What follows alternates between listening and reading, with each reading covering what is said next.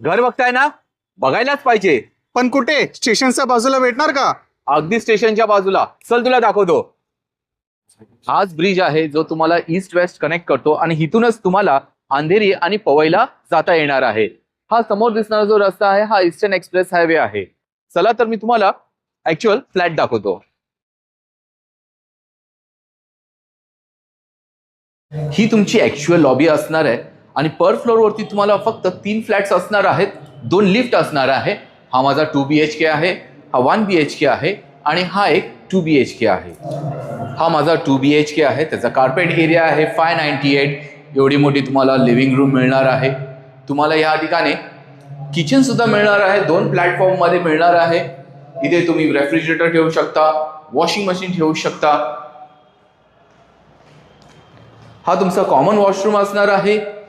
हा तुमचा common bedroom आहे आणि हा मास्टर बेडरूम असणार आहे विथ अटॅच वॉशरूम.